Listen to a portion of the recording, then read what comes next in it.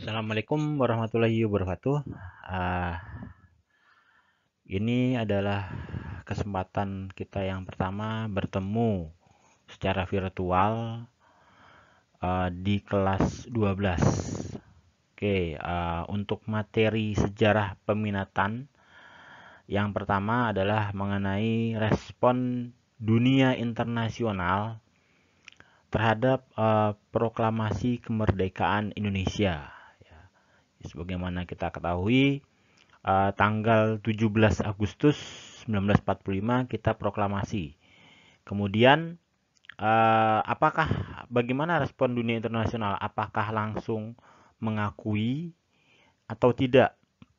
Nah, ini kita akan bahas beberapa negara ataupun institusi dunia internasional. Oke, kita bahas pertama mulai dari Inggris dulu. Oke, Inggris. Bagaimana respon Inggris terhadap kemerdekaan Indonesia? Sebagaimana kita ketahui, ketika pas Perang Dunia Kedua, Inggris bersama dengan Belanda merupakan satu blok, yaitu blok sekutu. Ya, mereka bertempur melawan bloknya Jepang, Jerman, dan Italia. Oke. Nah, sudah barang tentu ketika sekutu berhasil menang, maka Inggris membantu Belanda untuk bisa menancapkan kekuasaannya kembali di Indonesia. Kira-kira seperti itu. Nah, ketika Jepang menyerah kepada sekutu setelah dibom atom di Hiroshima dan Nagasaki, kira-kira tanggal 14 Agustus Jepang menyerah. Nah, kemudian Inggris itu membentuk AFNE. AFNE itu singkatan dari Allied Force Netherlands East Indies. Atau kira-kira tentara sekutu untuk Hindia Belanda. Nah, kemudian tugas dari AFNE adalah mengembalikan Hindia Belanda kepada pemilik asalnya. Siapa? Sebelum Perang Dunia Kedua atau sebelum Jepang menguasai Indonesia, maka pemilik aslinya adalah Belanda. Maka Inggris berkeinginan mengembalikan wilayah Hindia Belanda atau Indonesia kepada Belanda. Nah, makanya tidak heran dalam setiap pendaratan Inggris di Nusantara selalu mengikutsertakan nikah atau Netherlands Indies Civil Administration atau pemerintah sipil Hindia Belanda. Karena memang tujuannya adalah mengembalikan Hindia Belanda kepada pemilik syahnya, yaitu Belanda. Oke, saya lanjut. Nah, tugas AFNE yaitu melucuti senjata tentara Jepang, membebaskan tawanan perang, dan lain-lain yang tidak berhubungan dengan nikah itu secara umum tidak dihalang-halangi oleh pemerintah Republik Indonesia. Karena kita sadar bahwa yang datang adalah pemenang Perang Dunia Kedua, Inggris. Sudah barang tentu kalau Jepang sebagai pihak yang kalah mau dilucuti, mau dikembalikan, ya nggak akan kita halang-halangi. Nah, kemudian ketika Nika datang untuk memulihkan kekuasaannya, nah itu dia yang kemudian akhirnya muncul banyak penolakan-penolakan dari rakyat Indonesia. Karena kita merasa bahwa kita sudah merdeka. Kita tidak ingin lagi dijajah oleh Belanda. Maka tidak heran bentuk penolakan ini adalah banyaknya terjadi pertempuran-pertempuran antara rakyat Indonesia melawan Belanda ataupun Inggris. Nah, salah satu pertempuran yang besar yang melibatkan Inggris adalah peristiwa Surabaya 1945. Kemudian ada Bandung Lautan Api, ada Medan Area, ada Ambarawa, pertempuran Ambarawa, dan lain sebagainya. Inilah pertempuran-pertempuran besar yang dihadapi langsung oleh Inggris. Di sini Inggris menyaksikan dengan mata kepala sendiri bagaimana rakyat Indonesia begitu ingin merdeka, begitu gigih ingin supaya bisa mempertahankan kemerdekaannya, sehingga setiap kedatangan nikah selalu mendapat penolakan. Sehingga banyak terjadi pertempuran-pertempuran besar. Nah, Inggris yang melihat dukungan rakyat yang begitu kuat, kemudian perlahan mulai melunak. Sehingga akhirnya yang tadinya ingin mengembalikan kekuasaan Belanda di Indonesia, kemudian mereka mau menjadi penengah dalam konflik antara Indonesia dan Belanda. Nah, hal itu dibuktikan dengan ketika Inggris menjadi penengah dalam perjanjian Linggarjati. Jadi perjanjian Linggarjati penengahnya bukan PBB, tetapi adalah Inggris. Kira-kira seperti itu. Oke, kita lanjut dengan Belanda. Ya, Belanda seperti yang kita ketahui dia adalah negara yang merupakan pemilik sah dari Hindia Belanda. Bagaimana responnya?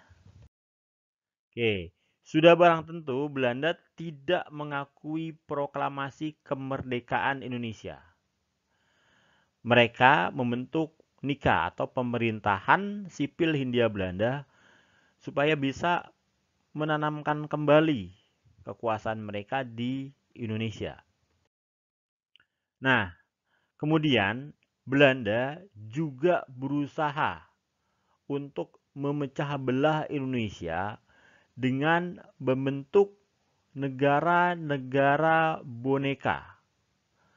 Ya, jadi para raja atau penguasa-penguasa lokal itu diundang untuk ikut dalam sebuah konferensi Malino. Nanti hasil dari konferensi Malino ini di Indonesia dibuat negara-negara bagian. Ya, mungkin nanti ada negara Pasundan, ada negara Borneo, dan lain sebagainya. Nah, kira-kira seperti itu. Nah, Yogyakarta waktu itu juga Sri Sultan Hamengkubuwono ke-9 mendapat undangan yang sama. Undangan untuk hadir di konferensi Malino. Tetapi Sri Sultan Hamengkubuwono ke-9 dengan tegas menyatakan menolak untuk hadir. Dan bahkan beliau sebelumnya juga sudah bersurat kepada Presiden Soekarno menyatakan bahwa Yogyakarta adalah bagian dari Republik Indonesia yang baru saja dimerdekakan. Nah, ini adalah bentuk bagaimana upaya pecah belah Belanda terhadap negara yang baru saja merdeka. Nah, kemudian tidak cukup dengan itu, Belanda juga berupaya bagaimana mengisolasi Indonesia dari luar. Jadi tujuannya supaya pemerintah Indonesia menjadi lemah karena kegiatan ekspor impor tidak bisa jalan, kemudian untuk duta besar juga mungkin kalau mau pergi keluar juga akan sulit karena ada blokade laut. Sebagaimana kita tahu bahwa di masa lalu kan transportasi laut merupakan yang utama. Jadi kalau dilakukan blokade laut, jadi banyak patroli berkeliaran di sekitar perairan Indonesia, maka akan sulit bagi kita untuk keluar, termasuk untuk perdagangan. Nah, kemudian Belanda tidak cukup dengan itu, dia juga melancarkan agresi militer Belanda. Ada dua agresi militer, yaitu agresi militer Belanda pertama tahun 1947 dan agresi militer Belanda kedua tahun 1948. Dari dua agresi militer ini berhasil untuk memperlemah wilayah, mempersempit dan memperlemah kedudukan pemerintah Indonesia.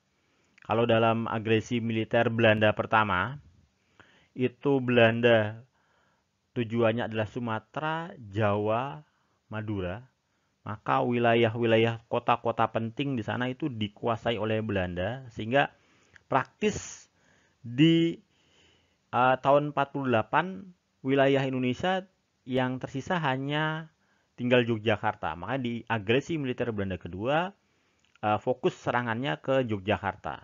Dan waktu itu pemimpin-pemimpin Indonesia seperti Soekarno, Hatta berhasil ditawan dalam agresi militer Belanda kedua. Nah, sampai di sini Belanda berpikir bahwa mereka sudah menang karena Soekarno, Hatta sudah tertangkap. Berarti sudah selesai. Oke, ternyata ada satu hal yang tidak disangka oleh Belanda. Ternyata keinginan rakyat Indonesia untuk merdeka begitu kuat. Sehingga walaupun pemimpinnya ditangkap, Soekarno, Hatta ditangkap. Nah, Soekarno dan Hatta sempat membuat mandat kepada Mr. Safruddin Prawira Negara untuk membentuk PDRI di Bukit Tinggi. Dan jika gagal, dibentuk di India, LN Palar waktu itu.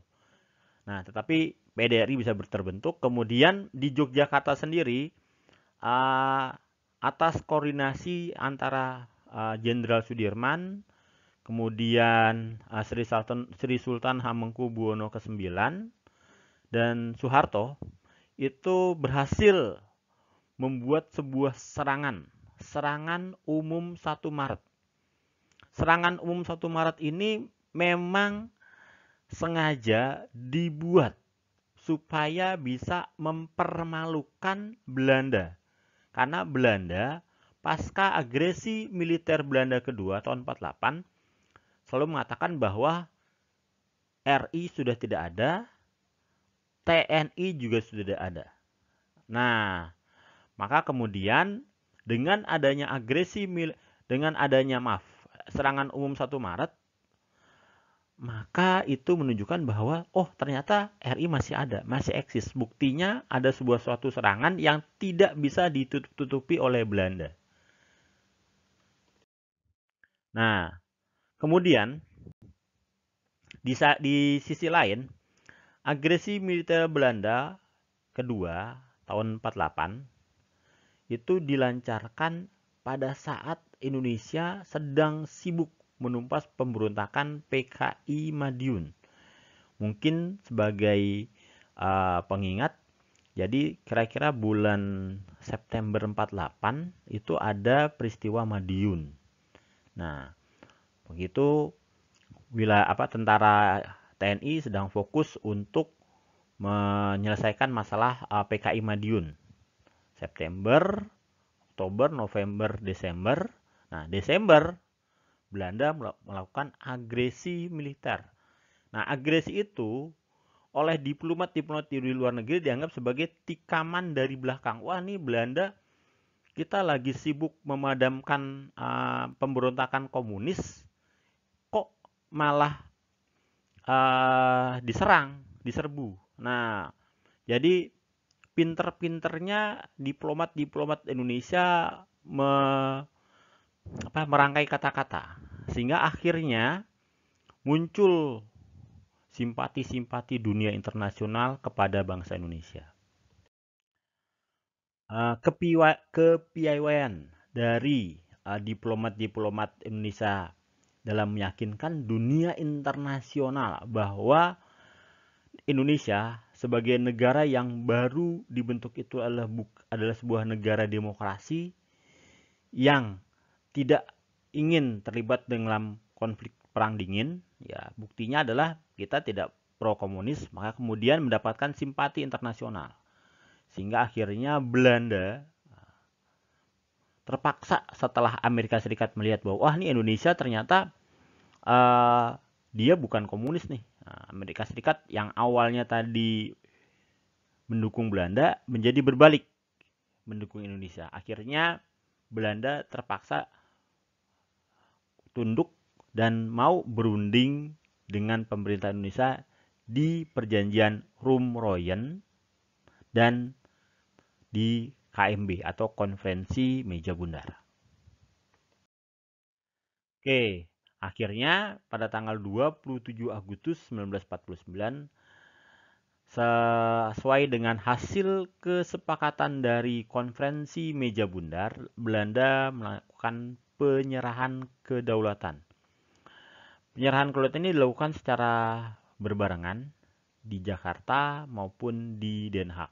Nah, dengan demikian, secara resmi Belanda mengakui kedaulatan Indonesia, walaupun awal-awalnya sempat menolak. Oke, berikutnya kita akan bahas tentang bagaimana respon dari Perserikatan Bangsa-Bangsa atau PBB. PBB itu kiprahnya dalam menangani konflik antara Indonesia dan Belanda diawali ketika PBB mengeluarkan resolusi nomor 27 dari Dewan Keamanan PBB tanggal 1 Agustus. Ini adalah kira-kira mungkin beberapa hari setelah agresi militer Belanda pertama. Nah, jadi agresi militer Belanda pertama bulan Juli 1947, kemudian tanggal 1 Agustus Dewan Keamanan PBB mengeluarkan resolusi gencatan senjata. Oke. Nah, kemudian setelah itu PBB juga membentuk Komisi Jasa-Jasa Baik atau Komisi 3 Negara yang akan menjadi penengah antara konflik Indonesia dan Belanda. Nah, dalam Komisi Jasa-Jasa Baik ini itu Indonesia meminta bantuan Australia untuk menjadi wakil Indonesia. Kemudian Belanda meminta Belgia. Kemudian Belgia dan Australia meminta Amerika, sehingga terbentuk ada 3 negara atau sering disebut dengan Komisi 3 Negara. Nantinya Komisi 3 Negara ini menjadi inisiator dalam Perjanjian Renville. Perjanjian Renville adalah perjanjian yang ditengahi atau difasilitasi, dimediasi oleh PBB melalui Komisi Jasa-Jasa Baik atau KTN. Nah, kemudian bulan Desember 1948 Belanda melakukan agresi militer Belanda kedua.